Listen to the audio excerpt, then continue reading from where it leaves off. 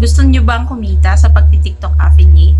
May good news ako sa inyo. Alam nyo ba na kahit 200 followers ka pa lang sa TikTok ay pwede ka na maglagay ng yellow basket sa mga videos na ina-upload mo?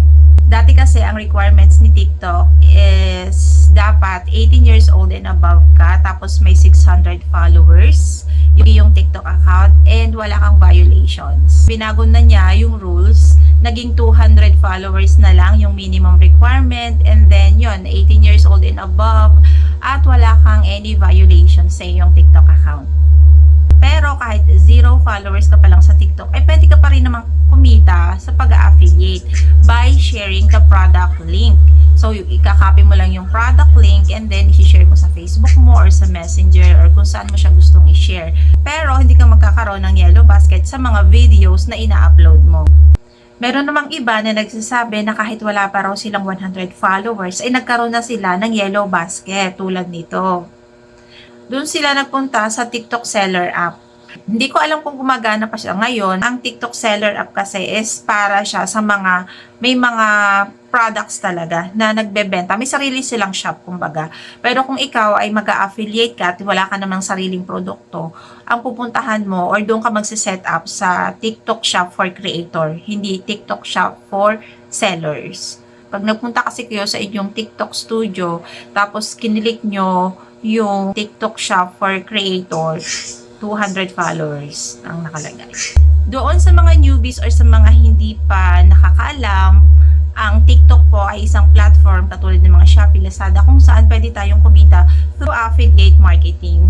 Para dun sa mga hindi pa nakakaalam, sa mga newbies, ano nga ba yung affiliate marketing? So, yung affiliate marketing po ay paraan ng pagmamarket or pagbibenta ng mga products sa pamamagitan ng pag-upload ng mga short videos or pagla-live selling gamit yung product link ng mga sellers para makabenta ng mga produkto.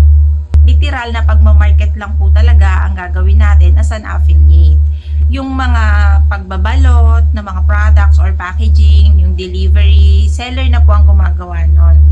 Pero dapat meron kang actual na product para ma-i-promote mo siya ng maayos at hindi ka magkaroon ng violation, kasi pag picture lang yan, magkakaroon ka talaga ng violation sa TikTok.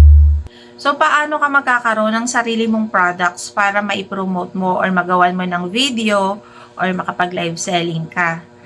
Bibili po kayo ng products sa TikTok. Opo, kailangan nyo pong bumili ng sarili yung products. It's a form of investment ba? Sa simula, ganyan po muna ang gagawin habang wala pa po kayong products. Pero kung mayroon naman po kayong mga gamit sa bahay or mga, halimbawa, mga damit na binili nyo na dati pa sa TikTok, pwede nyo naman po yung gamitin and then hanapin nyo na lang yung pwede nyo i-backtrack yung mga order history nyo, i-click nyo yung product na yun and i-add to showcase nyo para magawa nyo siya ng video at ma-promote. Or kung wala pa rin talaga kayong mga gamit sa bahay na binili sa TikTok or mga perfume or kung ano pa man, pwede kayong manghiram sa mga pinsan nyo or kamag-anak nyo ng mga gamit or pwede nyong picturean and then i-scan nyo lang po sa TikTok at lalabas na yung mga similar products na pwede nyong gamitin para magawa nyo ng video. And eventually, kapag marami ka ng nabentang products at lumaki na rin yung TikTok account mo at nalaman ni sellers na mapagkakatiwalaan ka talagang affiliate at masipag ka, nakikita niyang lagi kang nagpo-post, nagpo-promote, posible na i-approve nila yung mga free samples na nire-request mo sa kanila. Meaning, yung products ay libre mong matatanggap at pwede mong i-promote dito sa TikTok. Paano naman kayo magiging TikTok affiliate? Siyempre, kailangan nyo pong mag-apply. Hindi po yan automatic.